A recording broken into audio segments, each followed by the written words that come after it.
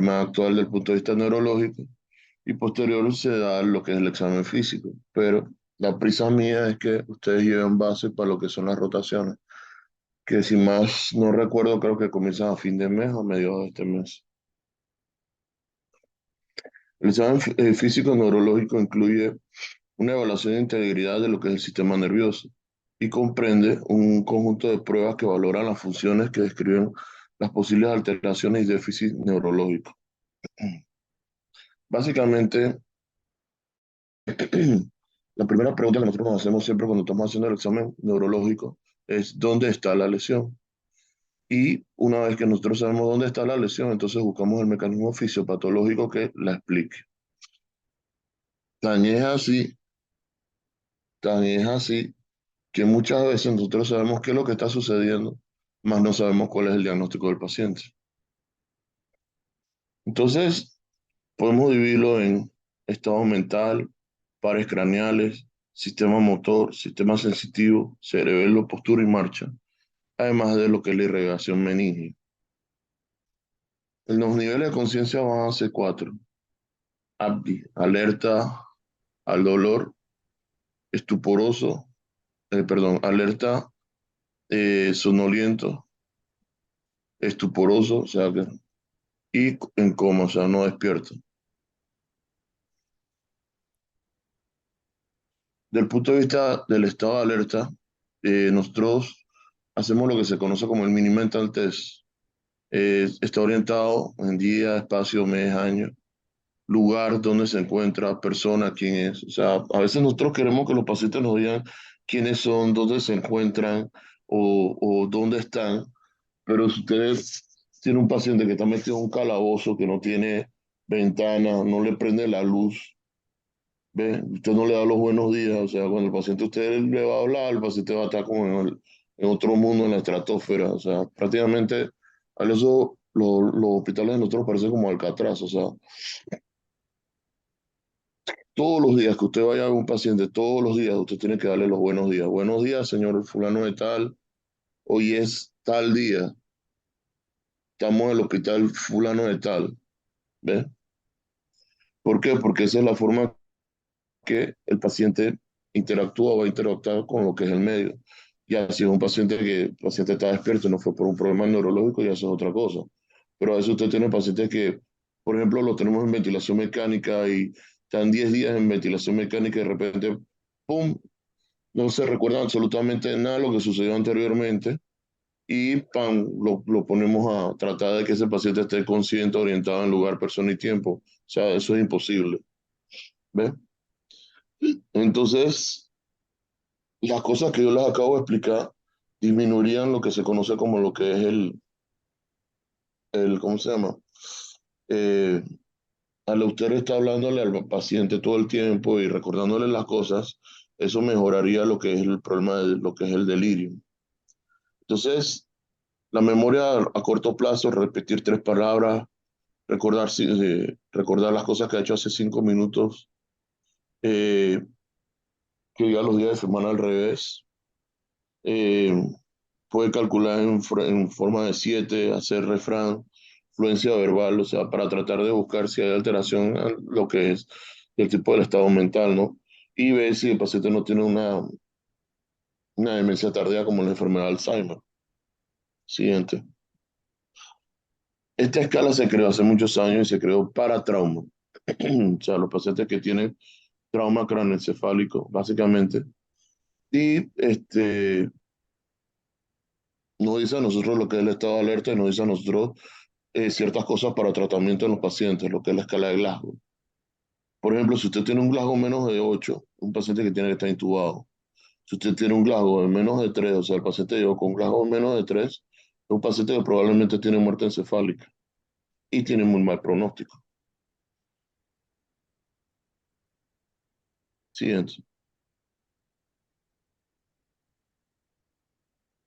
Ay, yo mismo sé. Entonces tenemos que comprender lo que es el estado mental, ¿no? Comprensión, repetición, lectura escrita. Y cada área del cerebro es especializada para estas cosas. El lenguaje, Si falta una palabra, lo hablamos anomia. Situación de sílabas o palabras para frases. Dificultad o dificultad en comprensión de órdenes sencillas. A veces tenemos problemas de vocabulario escaso, o sea, una fase nominativa. Y las afasias sensitivas, o sea, parafasia o problemas de dislexia, o un problema global del lenguaje, o sea, un lenguaje incomprensible.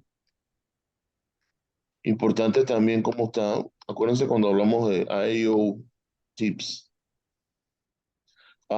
Puede ser porque el paciente tiene alteración en coma, el paciente lo que tiene es un problema, un ACV. La E, de repente el paciente está en coma, pero lo que está es tomado. La I, de repente son las intoxicaciones. La O, pueden ser los opiáceos. La U, la uremia. La T, trauma. La I, infecciones. La P, que el paciente es un psicótico. Y la S, que el paciente está convulsionando, sexurus.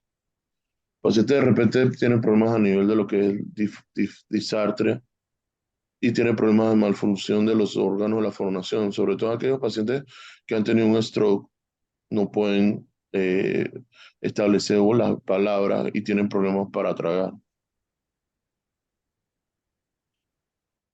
La memoria, lo que hemos mencionado,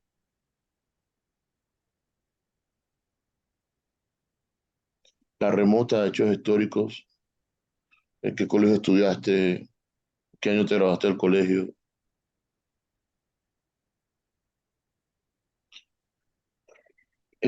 problemas a nivel de lo que es la praxia, que es un acto motor intencionado y aprendido, o problemas de noxia, capacidad de reconocer, o sea, reconocemos algo visual o no reconocemos,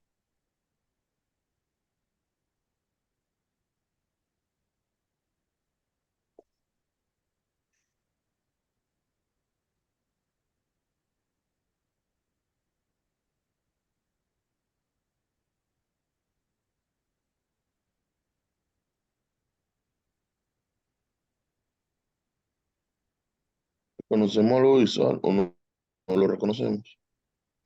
Aquí tenemos lo que es el mini mental test, el que yo les hablaba anteriormente. En que,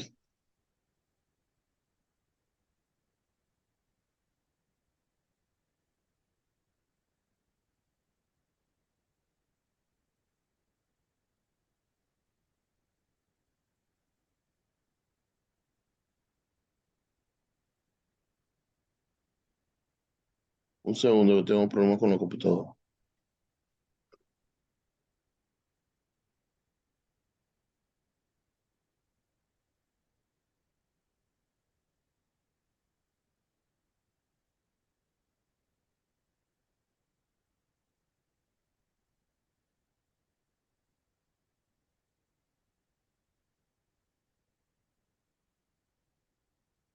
Bueno,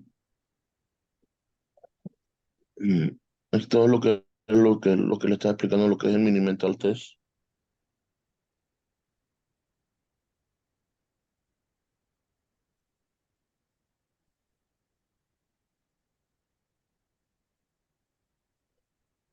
De ahí vamos a ver lo que son los pares craneales. Eh, en orden de operación vemos lo que es el paro olfatorio, o sea, lo ponemos a una persona a que huela algo, generalmente un perfume o algo conocido, por ejemplo, alcohol. Vemos la evaluación de lo que es el nervio óptico y lo que es el fondo de ojo. Eh, Evaluamos el tercero, cuarto y sexto par, o sea, le decimos a la persona que mueva los ojos hacia arriba, hacia abajo, hacia los lados y vemos si hay paresia. De ahí entonces evaluamos lo que es el quinto par, le decimos a la persona que arrugue la cara, que arrugue la boca. Eh, Vemos cómo tiene el séptimo par, perdón, en el quinto par, perdón, en el séptimo par le decimos a la persona que arrugue la cara, la boca. En el octavo par, tiene que ver con la parte auditiva y también existe una parte vestibular que tiene que ver con la posición. Eh, a nivel de lo que es el cuello, lo que es la escápula, le decimos que sube y baja lo que es la escápula, el nervio vago, que tiene que ver también con parte de la lengua, y el glosofaringeo que tiene, y el hipogloso que tiene que ver con la lengua. Decimos que mueva la lengua hacia un lado, hacia otro, etcétera. Aquí lo que yo les mencioné, tenemos que hacer cuando estamos evaluando el segundo par, tenemos que hacer campimetría, tenemos que, si tenemos la hoja de Snell, podemos utilizarla y podemos hacer fondo de ojo también. Vemos hacia dónde movemos los ojos, hacia arriba, hacia abajo, hacia los lados, y vamos viendo qué músculo está involucrado que tiene que ver con lo que estamos observando. En el quinto par, la parte motora tiene que ver con los maceteros, hay que abrir y cerrar la boca contra una resistencia y la sensación en la cara, frente, mejilla, mandíbula, los movimientos de la lengua hacia abajo, hacia los lados, eh, tienen que ver con el 12. Y en el séptimo par le decimos a la persona que abra, que, que levante las cejas, que cierre los ojos, que silba, que frunza el ceño. Las pruebas de Riné, eso lo tienen que repasar con el doctor Correa, y la prueba de Weber para ver lo que es la parte auditiva. Y la parte vestibular, si el paciente tiene vértigo, nistagmus o mareo. Vemos los pares craneales, el noveno y el décimo, reflejo palatino, decir a tragar, el undécimo, la fuerza del trapecio, la fuerza a nivel de lo que es los músculos del cuello, y el 12, observar si hay desviación atropa o circulaciones a nivel de lo que es la lengua. A nivel muscular, vamos a ver si el paciente tiene trofismo, cómo está el tono muscular, cómo está la fuerza, los los reflejos superficiales profundos y los movimientos. Dentro de la función motora hay que tener que haber una integridad tanto del músculo como en la unión neuromuscular, como a nivel de lo que es el nervio periférico. Y esto es lo que les decía la semana pasada, que tienen que leer la parte de neuroanatomía para entender lo que es el sistema piramidal y el sistema extrapiramidal. Por eso es que, aun habiendo lesiones a nivel del sistema nervioso central, la persona puede caminar.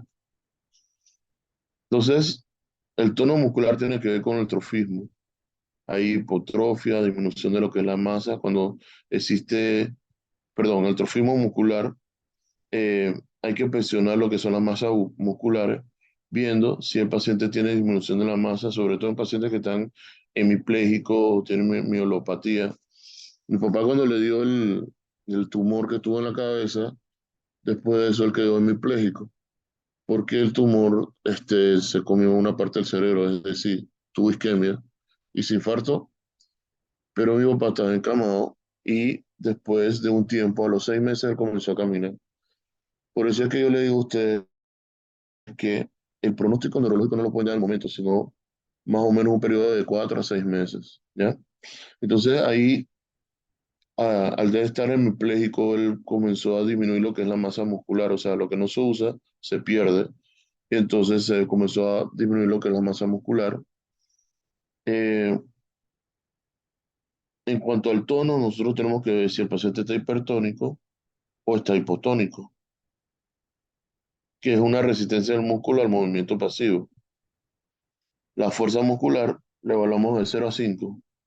Una fuerza normal es de 5, una fuerza contra la gravedad es de 4, movimiento articular contra la gravedad, pero no contra resistencia, es 3, 0 si no tiene una contracción activa, 1 pero sin movimiento articular, y 2 con movimiento contra resistencia menor que la gravedad.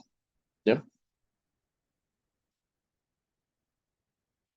Los reflejos tendinosos, buscamos el bicipital, tricipital, rotulano, aquiliano, que son los que más frecuentemente buscamos. Vemos que 0 no hay respuesta, 2 una respuesta ligeramente disminuida, 2 una respuesta normal y 4 una respuesta exaltada, como por ejemplo los pacientes que tienen Crohn's y que tienen Babinski, que nos indica a nosotros que pudiese haber una, si están presentes, pudiese haber una lesión en el motoneurona superior. Ahí tenemos lo que es el clonus, lo que es el Babinski.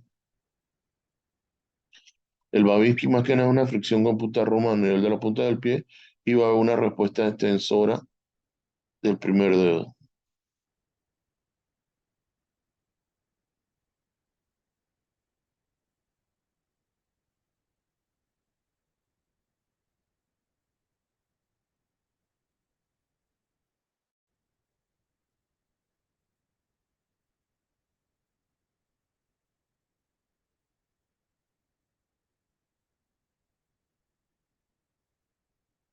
No les ha pasado que a veces uno como que cholea con la computadora. Ahorita estoy choleando con la computadora porque tengo una computadora touch. Entonces, las fotos de ustedes, las imágenes de ustedes no me dejan ver las diapositivas. Entonces comienzo a mover la diapositiva con el dedo y entonces la diapositiva queda por otro lado y quedan ustedes tapando las diapositivas. Así que siento que estoy choleando con la computadora. Ahí vemos cómo se hace. Ese es un Babinski.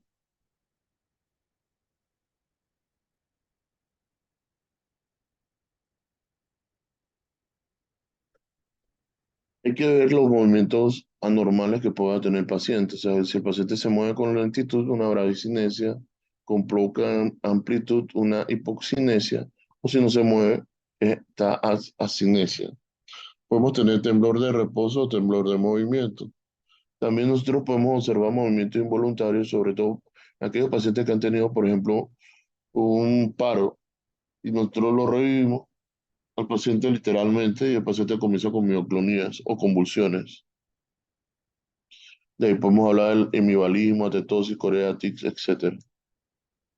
Entonces, una vez pasamos lo que es la parte motora, pasamos a la parte sensitiva.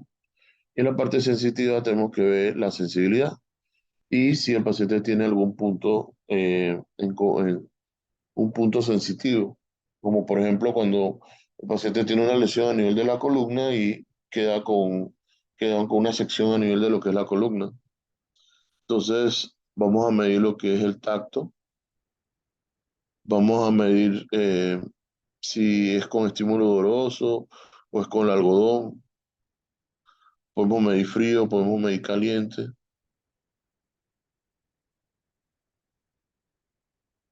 Podemos medir sensación vibratoria. Podemos medir lo que es la sensibilidad cortical, por ejemplo, con la esteronoxia, la grafoestesia, reconocimiento de trazos o doble estimulación secundaria. De ahí entonces vamos a ver lo que es el cerebelo. Si hay dismetría, si el paciente no se puede parar bien, si el paciente se va de un lado, si el paciente cuando camina, camina como si estuviese borracho.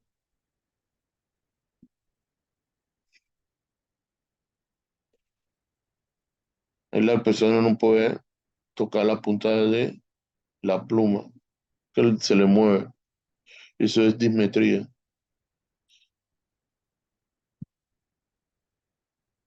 Y disdadio cocinesia, una coordinación alterada de los movimientos alternantes y rápidos, por ejemplo, dorsopalmo.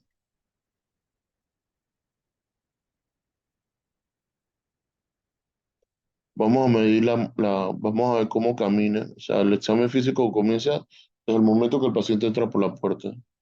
Vamos a medir postura, marcha, cómo camina,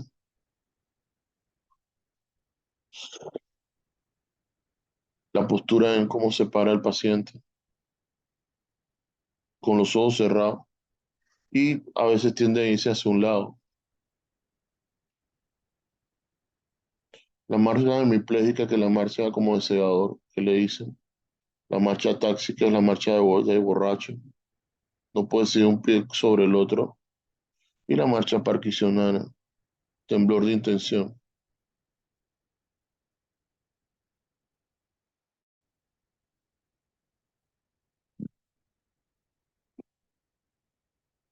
De ahí llegamos a los signos de irritación meningia que se producen básicamente porque las meninges cubren las vainas de los nervios periféricos, de los nervios de las raíces nerviosas, perdón.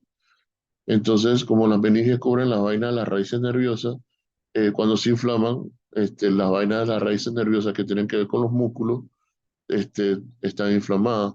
Entonces, el paciente va a tener rigidez en nuca, los signos de Kerner-Brushinski,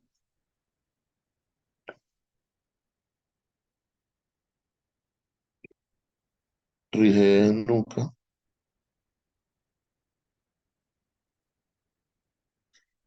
ahí vemos el Brushinski y el Kernig.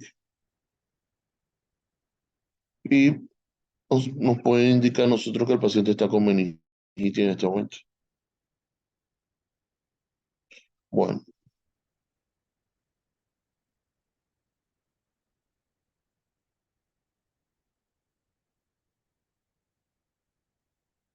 el próximo viernes vamos a hablar de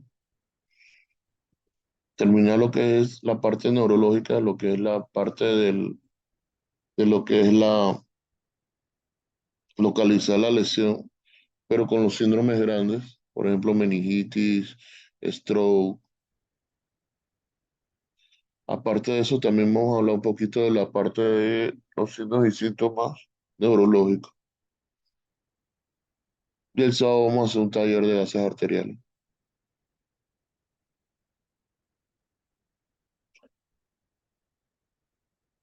Preguntas. Si se han dado cuenta, hemos adelantado bastante clases y eso nos ayuda bastante porque podemos terminar todo el temario y al mismo tiempo ustedes pueden aprovechar mejor lo que es la rotación. Así que, vuelvo y les repito, como les voy a decir en todo el resto del semestre y en todas las materias que vamos a dar, tienen que repasar la parte de neuroanatomía, neurofisiología, para poder que me puedan entender mejor. Preguntas. Si no hay preguntas, entonces suspendemos la clase. Nos vemos el viernes.